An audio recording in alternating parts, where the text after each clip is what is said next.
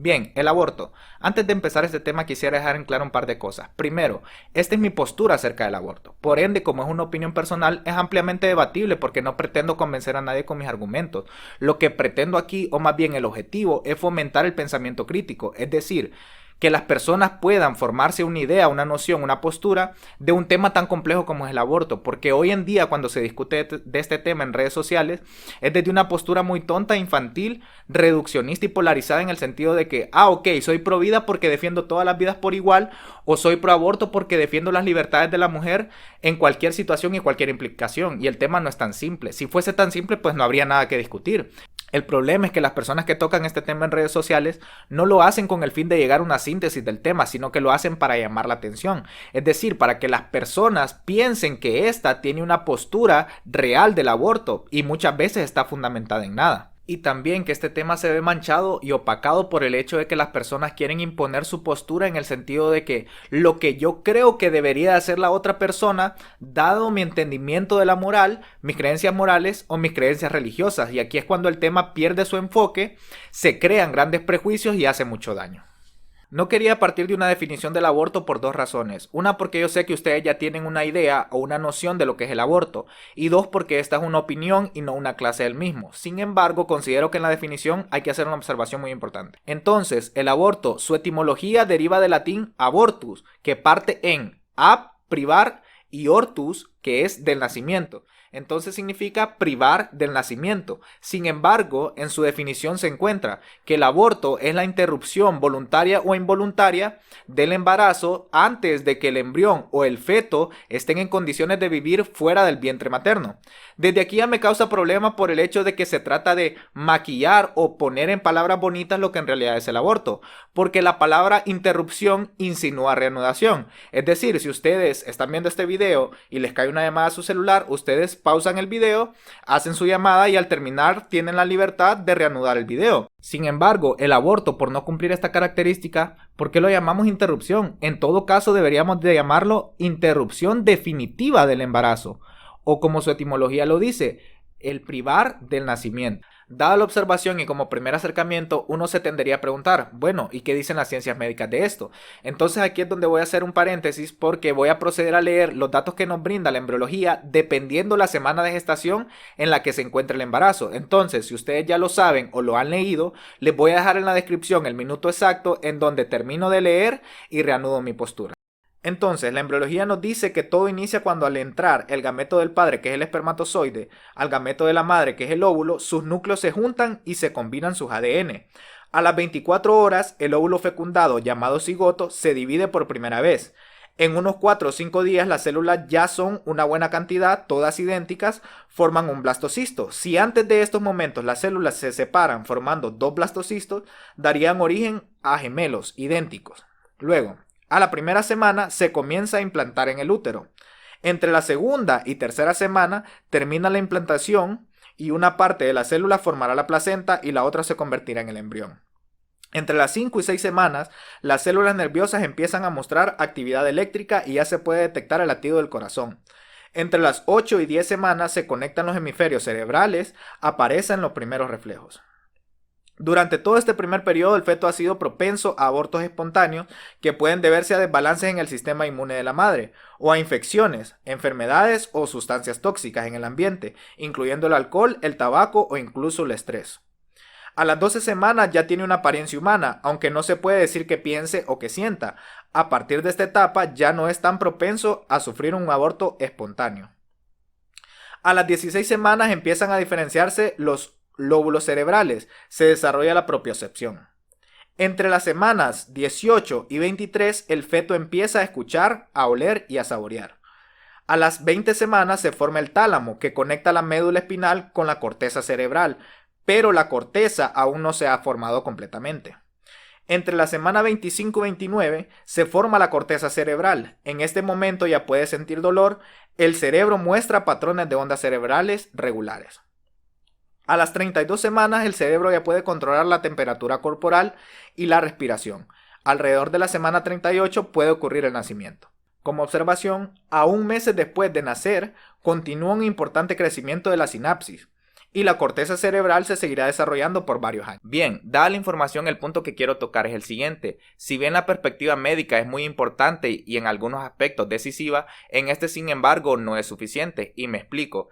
Cada una de las ciencias tiene un objeto propio de estudio, es decir, que no se le puede pedir a una ciencia que trate de cuestiones que están fuera de su rigor científico, porque si bien las ciencias médicas como la biología, la embriología, la genética, etc., nos pueden aportar una serie de datos, son datos que en definitiva consisten en el registro de ciertos fenómenos que tienen que ver con el proceso de la generación humana. Sin embargo, la interpretación y la lectura última de estos datos no corresponde tanto a las ciencias médicas, sino a una articulación científica integrada de distintos saberes y de distintos conocimientos como ser la ética, la filosofía, el derecho, el psicoanálisis, etc. En otras palabras, el concepto de vida humana no corresponde a un concepto biológico, sino a una abstracción que resulta de convenciones sociales, jurídicas, epistemológicas y o religiosas.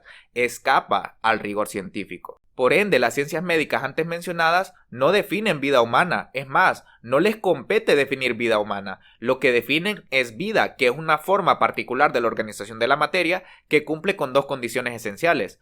Una, reproducción. Dos, metabolismo, y está estrictamente referido solo a las células, es decir, que una célula viva lo está porque puede dividirse y puede metabolizar. La definición de vida celular no es relativa, es absoluta.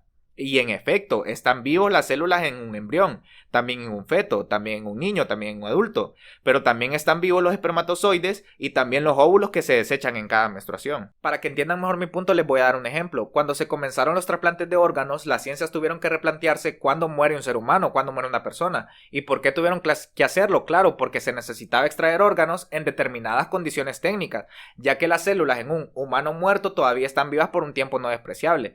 Dada esta necesidad, aparecen los criterios de Harvard que están signados por una postura eminentemente utilitarista en donde se define a grandes rasgos que la muerte de una persona está dada por el cese de la actividad cerebral o por el cese del latido del corazón. Entonces, ¿qué define la muerte o la vida de un ser humano? ¿Acaso lo define el latido del corazón? ¿O lo define la actividad cerebral? ¿O acaso lo define la conciencia?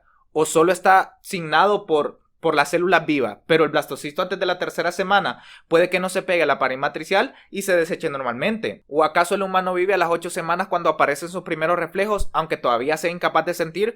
¿O es a las 12 semanas cuando ya tiene apariencia humana? ¿Es antes de la semana 30 cuando no se ha formado su corteza cerebral? ¿O después de la semana 30 que ya se formó su corteza cerebral?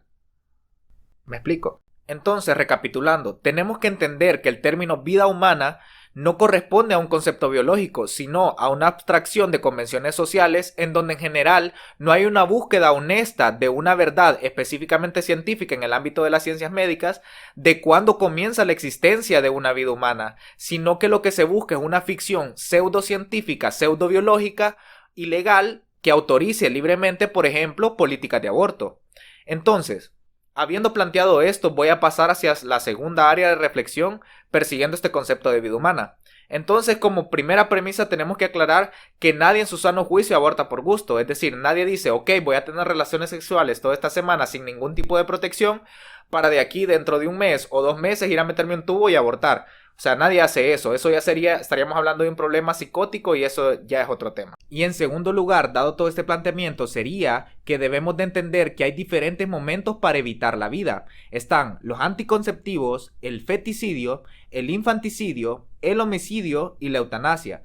Diferentes momentos donde se toman decisiones con diferentes situaciones y diferentes contextos para justificar o no el prevenir la existencia de la vida, el limitar la existencia de la vida, el quitar una vida existente o el terminar una vida por alguna situación o alguna implicación. Y aquí es donde el tema se vuelve más complejo, por el hecho de que entre las primeras 3, cada semana es una interpretación diferente de cuáles son las implicaciones éticas de tomar la decisión de acabar con una vida prematura, dependiendo de cómo es y en qué momento tú juzgas que la vida se vuelve digna o no de ser defendida. Bien, para entrar en materia voy a aclarar un par de cosas.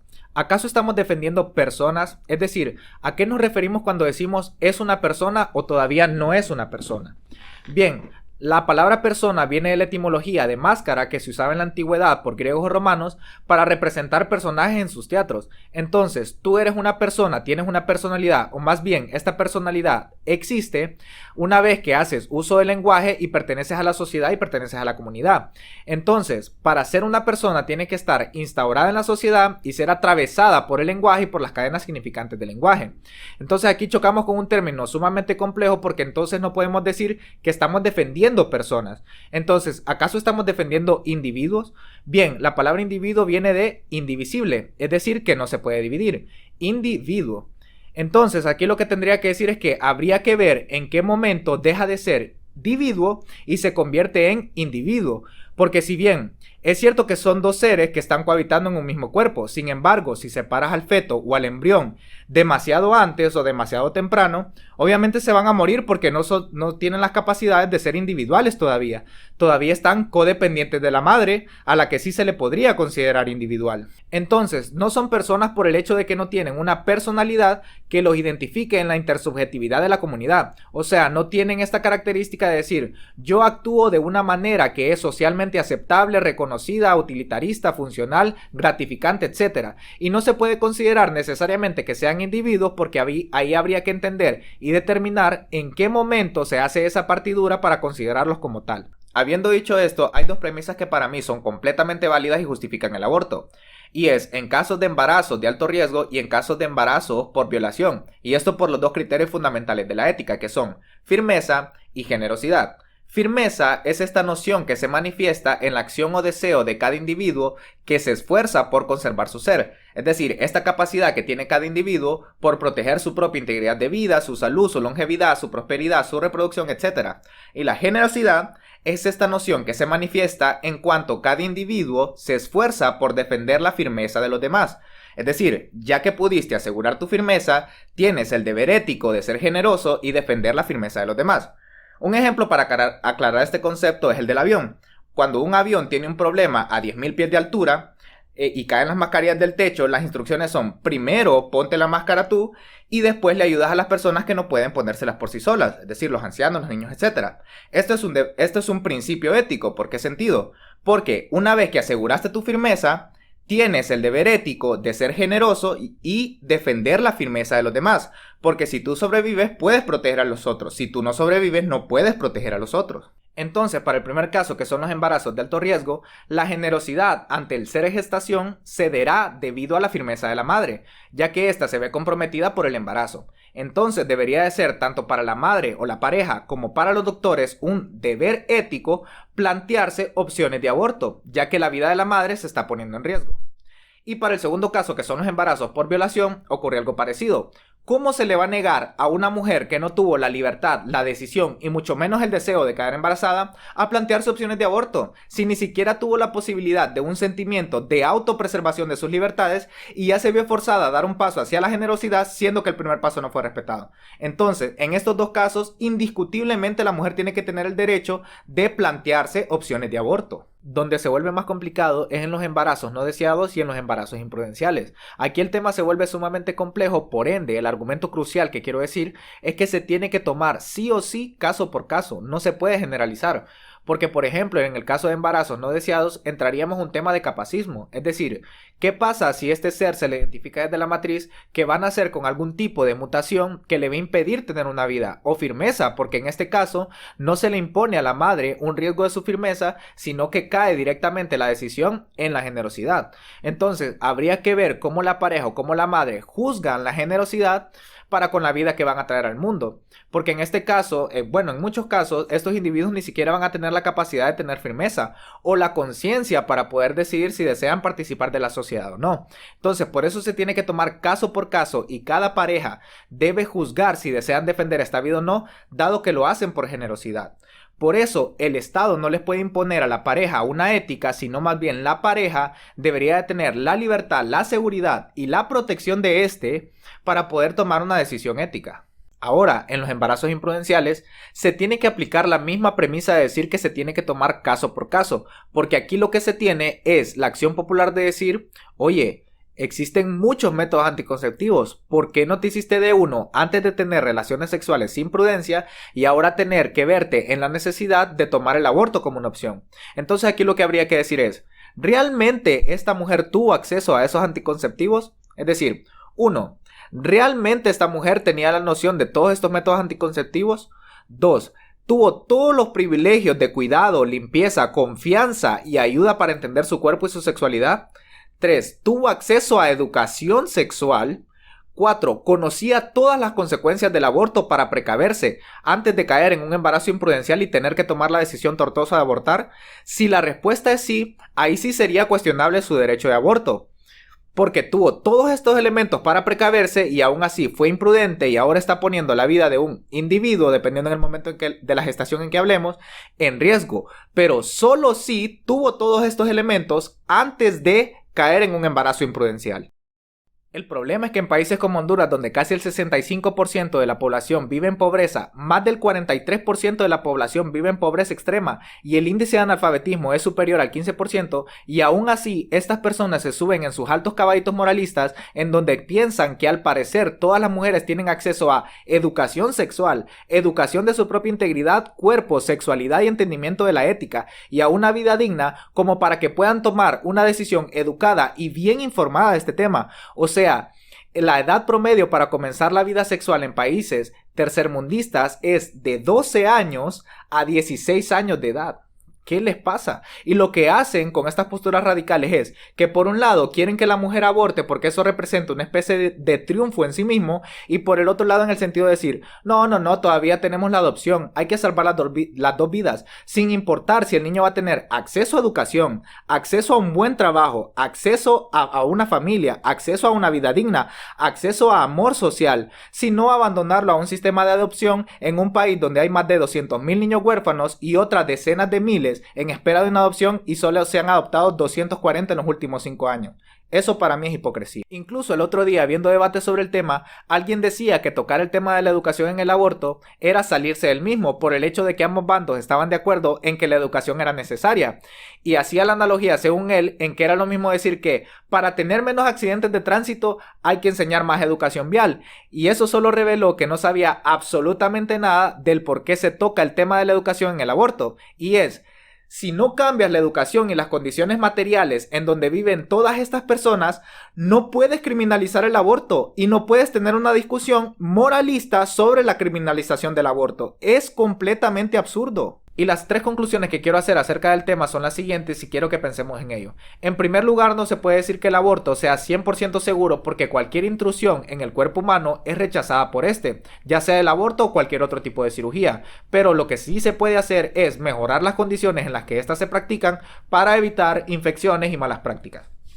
En segundo lugar, tampoco se puede decir que el aborto es gratuito para todos, clínicas de aborto gratuitas para todos, lo pueden hacer en cualquier momento sin ninguna implicación y sin ningún costo, porque inclusive el costo se usa de forma estatal como un tipo de penalización. El problema es que aquí caeríamos en otro tema que es la discriminación por clases, en donde parecería que para una persona que tiene mayor valor adquisitivo se vería más viable el optar por un aborto a una persona pobre que no tiene este mismo. Entonces, para tocar este punto en específico hay que tener muchísimo cuidado.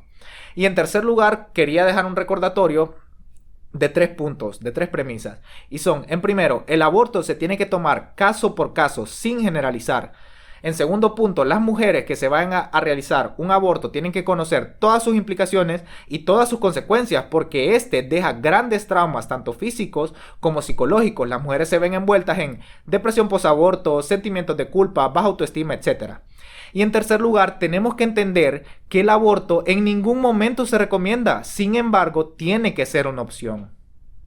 Y eso sería todo por este video, espero les haya gustado, denle like si así fue, no se olviden de comentar, no se olviden de compartir y suscribirse, y pues nos veremos conmigo en el próximo DEM.